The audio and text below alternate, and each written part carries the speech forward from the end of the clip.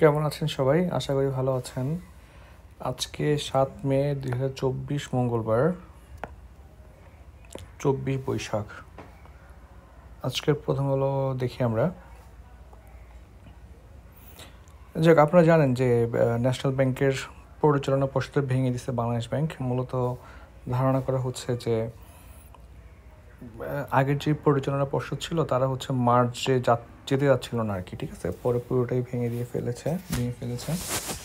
এখন আপাতত হচ্ছে বেসিক ব্যাংক এবং ন্যাশনাল ব্যাংক, এই দুইটা ব্যাংক একীভূত হচ্ছে না।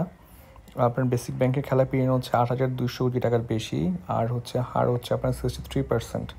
আর ন্যাশনাল ব্যাংকে ১২,০০০ কোটি টাকার বেশি, হার হচ্ছে 29%। আসলে এই স্টেপগুলো না আগে নেওয়া লাগতো, যখন টাকাগুলা মানে মানে বাংলাদেশ ব্যাংকেও দেখতেছে টাকা চাচ্ছে কি অবস্থা, যথাসময়ে স্টেপ নিচ্ছে না, সব এখন আসছে। যাই হোক, মিলিমিশে শেষ করা হলো ন্যাশনাল ব্যাংকে। এই যেগুলো স্যাড ব্যাপার, যেমন বাংলাদেশ ব্যাংক অথরিটিতে আছে, ওদের চোখের সামনে তো সব হচ্ছে। হ্যাঁ, স্টেপ নিবে না একদম। যখন স্টেপ নিলে কিছু হবে না, তখনই হচ্ছে স্টেপ নেওয়া শুরু হয় আর কি, সমস্যা। যাক, দেখেন উপজেলা নির্বাচনের প্রথম ধাপ, এখানে হচ্ছে ব্যবসায়ী প্রার্থী বেশি, আপনার হচ্ছে কোটিপতি হচ্ছে ১১৭ জন। পলিটিক্সে বিজনেসম্যান থাকবেই, কারণ পলিটিক্স করতে যে টাকাটা আসে সেটা বেসিক্যালি বিজনেস ফার্ম থেকে আসে। গতকালকে হচ্ছে অসমাপ্ত আত্মজীবনী পড়তেছিলাম, তো ওইখানে দেখলাম যে ১৯৪৩ সালে বঙ্গবন্ধু উনি আপনার গোপালগঞ্জে একটা কনফারেন্স করেন। তো কনফারেন্সের জন্য যে টাকা লাগবে, কারণ তখন দুর্ভিক্ষ চলতেছে, এটা হচ্ছে মানে কম ডোনেশন পাচ্ছিলেন। পরে হচ্ছে উনি বিজনেসম্যান যারা ছিলেন তাদের কাছে যাচ্ছিলেন আর কি, যে টাকা কালেকশন করার জন্য। অসমাপ্ত আত্মজীবনী পড়তে পারেন, মানে এটা আসলে পড়তে পারেন না, পড়া উচিত। আপনি মোটামুটি সব কিছু জানতে পারবেন আর কি। যাক, দেখি প্রথম পেজে কী আছে। উঁচু নিচু সড়কে ঝুঁকি নিয়ে চলাচল। হ্যাঁ, আমরা আগাই। দ্বিতীয় পৃষ্ঠা। উজবেকিস্তানের সাথে আবার বিমান চলাচল শুরু হচ্ছে, ঠিক আছে? তাহলে দেখেন, এবং সুন্দরবনে আগুন নিয়ন্ত্রণে আছে বলে মন্ত্রিসভাকে জানিয়েছেন স্বরাষ্ট্রমন্ত্রী আসাদুজ্জামান খান। উনি সুন্দরবনের আগুনটা নিয়ে কিন্তু সবসময় একটা স্ট্রেসফুল ব্যাপার, কারণ আমাদের জন্য সুন্দরবনটা আসলে খুবই খুবই ইম্পর্ট্যান্ট একটা ইস্যু। যাই হোক, এরপরে দেখি আমরা স্বাধীন ফিলিস্তিন রাষ্ট্র প্রতিষ্ঠার দাবিতে সমাবেশ ছাত্রলীগের। আমি গতকালকে ভাবতেছিলাম যে আমাদের বিশ্ববিদ্যালয়গুলো বা স্টুডেন্ট আপনার যে অর্গানাইজেশনগুলো আছে, তারা গাজার জন্য কোনো ইভেন্ট করতেছে না কেন, মানে লার্জ ইভেন্ট করতেছে না কেন আর কি। যাই হোক, নিউজটা দেখে ভালো লাগছে যে ফিলিস্তিনে ইসরায়েলের আগ্রাসন বন্ধের দাবিতে ছাত্রলীগের উদ্যোগে মিছিল ঢাকা বিশ্ববিদ্যালয় ক্যাম্পাসে। হ্যাঁ, আমার মনে হয় অন্য বিশ্ববিদ্যালয়গুলো আপনার পড়াশোনার ক্ষতি না করে আপনার আফটার ক্লাস তারা কিছু ইভেন্ট করতে পারে আর কি, এটা খুবই প্রয়োজন আর কি। ইন্টারন্যাশনাল ইস্যুগুলোকে আসলে শুধু ইন্টারন্যাশনাল ভাবলে হবে না, এটাকে আমাদের প্রতিক্রিয়া দেখাতে হবে। যাই হোক, ৩ নম্বর পৃষ্ঠায় আসি আমরা, যে ৮ প্রিজাইডিং কর্মকর্তার বিরুদ্ধে মামলা, ৬ জন গ্রেপ্তার, গোপন বৈঠকের অভিযোগ। এটা খুবই খুবই ভয়াবহ একটা ব্যাপার লাগছে মনে হয়েছে আর কি আমার, যে আমার খুবই ভালো লাগছে যে সাথে সাথে হচ্ছে ডিসি মহোদয় হচ্ছে স্টেপ নিয়ে তাদের বিরুদ্ধে মামলা এবং হচ্ছে গ্রেপ্তার করেন।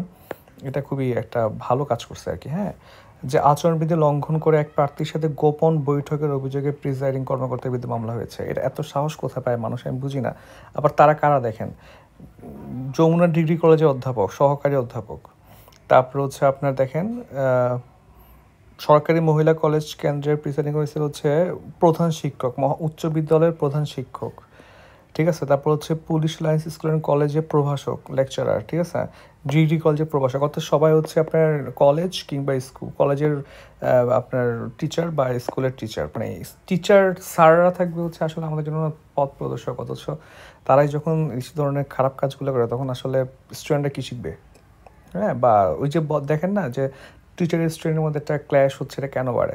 ঠিক আছে, কারণ এইসব ইস্যুর জন্য বাড়ে আর কি। যাই হোক, আমরা আগেই, আর তেমন ইম্পর্টেন্ট ইনফরমেশান নাই। আমরা ৪ নম্বর পৃষ্ঠায় আসি।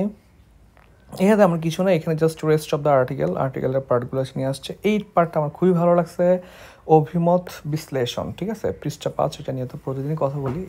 তো আমাদের জন্য কিন্তু হচ্ছে আপনার এই ইন্ডিয়ার নির্বাচনটা খুবই ইম্পর্ট্যান্ট, যদিও কেন আমি জানি না, দুইটা কারণ হতে পারে। যে বাংলাদেশ আসলে ইন্টারন্যাশনাল ইস্যুগুলোতে কোনো মাথাই ঘামায় না, মানে নিউজ পেপারগুলো, ওদের কোনো আলাদা ডেস্ক থাকে না। তারা হচ্ছে বেশিরভাগ, যেমন প্রথম আলো, আপনি দেখবেন বেশিরভাগই হচ্ছে ওরা অনুবাদ করে ছাপায় দেয়।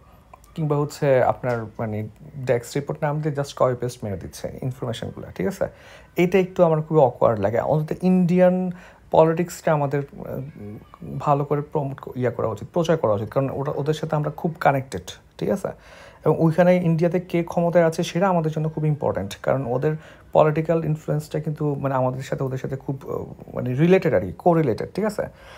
যাই হোক, এখন দেখেন এই আর্টিকেলটা লিখছে হচ্ছে আপনার ভারতের কংগ্রেস পার্টির এমপি, আবার জাতিসংঘের আন্ডার সেক্রেটারি জেনারেল ছিলেন, ভারতের পররাষ্ট্র ও মানব সম্পদ উন্নয়ন প্রতিমন্ত্রী হিসেবে দায়িত্ব পালন করেছেন। খুব ইন্টেলিজেন্ট একটা পার্সন। আর্টিকেলটা কিন্তু বায়াস মনে হয় না, খুবই লিজিট একটা আর্টিকেল মনে হয়েছে। এখানে কিছু ইম্পর্টেন্ট টপিক হচ্ছে, আমি বলি যে রিসেন্টলি হচ্ছে আপনার ওই যে আপনারা জানেন যে ওদের নির্বাচন হচ্ছে 9 তারিখ, এপ্রিল 9 তারিখ শুরু হয়েছে 18তম নির্বাচন, ঠিক আছে? ওদের টোটাল 7টা স্টেপে নির্বাচন হয়, ঠিক আছে? 7 স্টেপে, আর 2টা হয়েছে, আর 5টা হচ্ছে কি বাকি আছে এখন স্টেপ, ঠিক আছে? এবং ওদের ইসি কিন্তু অনেক স্ট্রং, ঠিক আছে? ওইখানে কিন্তু ভোট চোর বা এই চুরি টুরি এগুলো কিন্তু দেখা কম যায় আর কি, ঠিক আছে? তো ওরা মোটামুটি বলে দিচ্ছে যে সব ধাপের ভোট শেষ না হওয়া পর্যন্ত কোনো ধরনের আগাম জরিপের ফল প্রকাশ করা যাবে না। এটা একটা ফ্যাক্ট যে অনেক সময় রাজনৈতিক দলের মোটিভেটেড কোনো জার্নাল, কোনো মিডিয়া, ওরা হচ্ছে আপনার জরিপ করে দেখা দেয় আর কি, যে ধরেন বিজেপি দিচ্ছে, তখন মানুষ ভাবে যে বিজেপি জিতে যাবে, ওকেই ভোট দেয় আর কি, ঠিক আছে? এই ধরনের ইনফ্লুয়েন্স করার একটা প্রবণতা দেখা যায়, যেটা হচ্ছে এবার আসলে টাফ করা যাবে না। গত আপনার হচ্ছে নির্বাচনের আগে মোদি বলেছিল যে চাকরির বাজার সৃষ্টি করবে, কিন্তু বর্তমানে হচ্ছে খুবই খারাপ অবস্থা ইন্ডিয়াতে, বাংলাদেশেও খারাপ অবস্থা, একটু পরে একটা নিউজ পাবো আমরা। যাই হোক, এরপরে 2014 সাল থেকে ভারতের 80% লোকের আয় কমতির দিকে, ঠিক আছে? মোদি বলেছেন। আচ্ছা, আরেকটা ইস্যু হচ্ছে যে বাংলাদেশ এবং ইন্ডিয়ান বা সাবকন্টিনেন্টাল পলিটিক্সে আপনার ব্যক্তিগত আক্রমণ এবং হচ্ছে জাতিবিদ্বেষ বা এই টাইপের ইস্যুগুলো বেশি দেখা যায় আর কি। যেমন ধরেন মোদি যেই কাজটা করছে, উনি নির্বাচনী প্রচারণায় কিছু কথা বলছে, আমরা একটু দেখি। মোদি বলেছেন কংগ্রেস পার্টির ইশতেহারে মুসলিম লীগের সিল লাগানো আছে। এটা খুবই অবসার্ড একটা কথা, কারণ হচ্ছে ভারতে আপনার প্রায় 50 কোটি জনগণের মধ্যে 20 কোটি মাত্র মুসলিম। 20 চিন্তা করা যাচ্ছে, মানে 1/4 তো না, হ্যাঁ 1/4 হলে তো আপনার 80 হইতো আর কি, ঠিক আছে? অর্থাৎ আপনি দেখেন যে কি বাজেভাবে হচ্ছে ওরা ইসলামকে ইউজ করতেছে, কিন্তু ওইখানে মুসলিম জনগোষ্ঠী মাত্র 20 কোটি, ঠিক আছে? জনসংখ্যা প্রায় 150 কোটি, অথচ ওরা হচ্ছে কংগ্রেসকে আপনার মুসলিম ট্যাগ দিয়ে দিচ্ছে আর কি, ঠিক আছে? দেখেন আর কি বলছে, কংগ্রেস পার্টি সরকার গঠন করলে সেই সরকার হিন্দুদের জমি জমা, সহায় সম্পত্তি সব কিছু মুসলমানের মধ্যে ভাগ বাটোয়ারা করে দেবে, যেটা আসলে আমার পরে খুব হাসি আসছে। মানে এগুলোও ইন্ডিয়ান মানুষজন খায়, মানে এই ধরনের বক্তৃতা, ঠিক আছে? কংগ্রেসে আপনার মুসলিম আছে কয়জন নেতা, ঠিক আছে? এটা একটা পসিবল না, মানে আমি চাই না, মানে উনি, যাই হোক, এখানে ওনাকে আমি ভালো একটা কিছু যাই হোক। আরও দেখেন, কংগ্রেস পার্টির ইশতেহারে না মুসলিম না বাগবাটোয়ারা, এই দলটির কোনো একটি শব্দই না থাকার পরে তিনি কংগ্রেস পার্টির রাজনৈতিক অবস্থায় নির্জল অপব্যাখ্যা দিয়েছেন। মোদি মুসলমানদের ভারতীয় না বলে অনুপ্রবেশকারী এবং গন্ডে গন্ডে বাচ্চা পয়দা করা লোক বলে অপমান করেছে। এইটা আমি না অবাক হয়ে লাগছে আর কি। মানে ইন্ডিয়া কিন্তু এখন অনেক ডেভেলপড, মানে ডেভেলপমেন্টের দিয়ে আগাচ্ছে। আপনি 1947 সাল থেকে দেখেন 2024 কোথায় কিন্তু পুরো ডিফারেন্ট একটা কান্ট্রি হয়ে গেছে ওয়ার্ল্ডের। ওদের হচ্ছে যে ইনফ্লুয়েন্স, ওদের ইকোনমি এবং ওদের যে এডুকেশন সিস্টেম, এবং হচ্ছে দেখেন গুগল থেকে শুরু করে সবগুলোতে দেখবেন ওদের বংশোদ্ভূত বা ইন্ডিয়ান মানুষরা হচ্ছে লিড দিচ্ছে। এই ধরনের একটা দেশের প্রধানমন্ত্রী মানে এই ধরনের থার্ড ক্লাস কথা, যে অনুপ্রবেশকারী, গন্ডায় গন্ডায় বাচ্চা পয়দা করা লোক, এই ধরনের সস্তা কথাবার্তা বলে হচ্ছে ভোট কিনতে যাচ্ছে। দেখেন এই ধরনের চরম মুস্কানি দেওয়া বকিয়া তার পদ পদবীর জন্য অবমাননা স্বাভাবিকভাবে। উনি হচ্ছে একটা পিএম ভাই, ইন্ডিয়ার পিএম, যে ইন্ডিয়া হচ্ছে এখন ইউএন সিকিউরিটি কাউন্সিলের সদস্য হতে যাচ্ছে, ওরা P5-এর মেম্বার হতে যাচ্ছে, ওরা ভ্যাটো ক্ষমতা আছে। এই ধরনের মানসিকতা নিয়ে ভ্যাটো ক্ষমতা পাওয়ার অধিকার রাখেন আর কি, ঠিক আছে? দেখেন, প্রধানমন্ত্রী সারা দেশের সব নাগরিকের সেবক হওয়ার কথা থাকলেও মোদি আপনার খোলামেলাভাবে ভারতের 20 কোটি নাগরিককে অবজ্ঞা করেছেন, ঠিক আছে? আবার দেখেন স্বরাষ্ট্রমন্ত্রী অমিত শাহ কী বলছে, বিজেপি যদি হেরে যায় তাহলে ভারত সরিয়ে আইন চালু হয়ে যাবে। আমি বুঝি না, মানে এই ধরনের কথা বলে কি হবে? মানে 20 ক্রো ভাই, 20 কোটি মানুষ, 20 কোটি মানুষ কোথায়, 150 কোটি মানুষ, 20 কোটি মানুষ পুরো ভারতে সরিয়ে আইন চালু করে ফেলবে। যাই হোক, এখানে আর তেমন কিছু না, এটা একটা ইন্ডিয়ান পলিটিক্স না, এটা আমাদের জবের জন্য ইম্পর্টেন্ট না। তবে আমি চাচ্ছি এটা পড়েন আপনারা, কারণ কিছু পলিটিক্স ক্লিয়ার হয়ে যাবে আর কি, ঠিক আছে?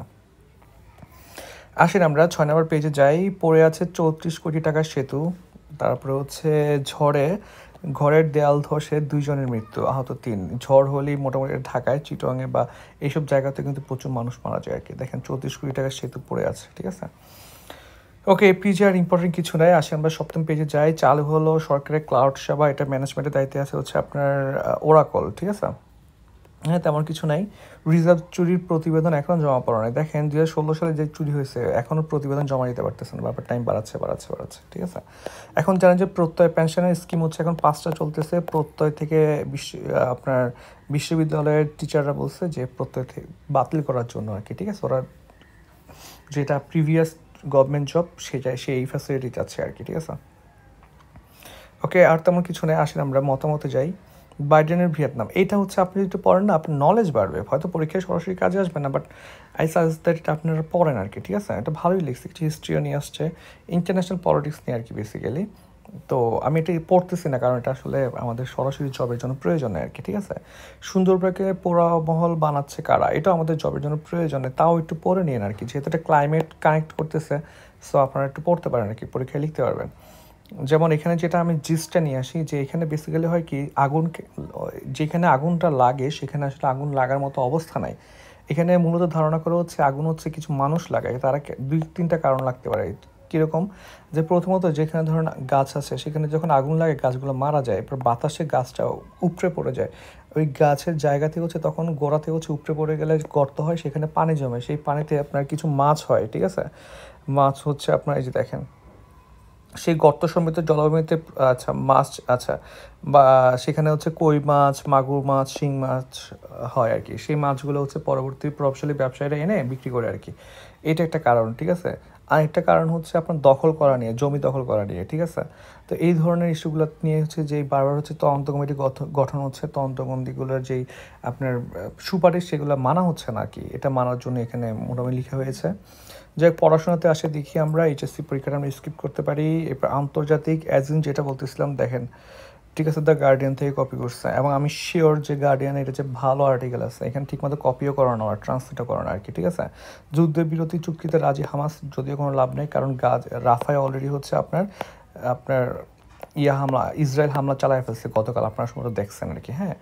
এবং যুক্তরাষ্ট্রের প্রেসিডেন্ট ইসরায়েলের প্রধানমন্ত্রীকে ফোন করে রাফায় অভিযান নিয়ে উদ্বেগ জানিয়েছেন, ঠিক আছে। অথচ লাভ নাই, কারণ ইসরায়েলকে হচ্ছে প্রচুর অস্ত্র দিচ্ছে কি, মানে যে অস্ত্র দিয়ে হামলা যাচ্ছে সেটা তো ভাই আমেরিকা থেকে আসতেছে, আমেরিকা তো জানে অস্ত্রতে কোথায় ইউজ হবে, ঠিক না। এটা আমেরিকা পুরো ডাবল স্ট্যান্ডার্ড রোল প্লে করতেছে আর কি, ঠিক আছে। এরপর দেখেন ইউক্রেনের কাছে পারমাণবিক অস্ত্র মহড়ার নির্দেশ দিয়েছে, এটা কিন্তু একটা বিশাল বড় একটা স্টেপ নিয়ে ফেলছে পুতিন। অথবা তৃতীয় বিশ্বযুদ্ধের একটা ইয়া রাখছে, মানে মাথায় একটা অপশন রাখতেছেন আর কি, ঠিক আছে। পাকিস্তান চুরি করে বসেনি। আচ্ছা, এখানে ফ্যাক্টটা হচ্ছে বলি যে ইন্ডিয়ান নেতা হচ্ছে উনি হচ্ছে বলছে যে পাকিস্তান যেই কাশ্মীরের যে অংশটা কন্ট্রোল করে তারা হচ্ছে ভারতের সাথে এক হয়ে যাবে, এইটা নিয়ে হচ্ছে আপনার ফারুক আবদুল্লাহ, ঠিক আছে। তো তিনি মন্তব্য করেন হচ্ছে যে পাকিস্তানের পারমাণবিক বোমা আছে, মানে অ্যাটলিস্ট রিমেম্বার দ্যাট, হ্যাঁ। আর তেমন কিছু না।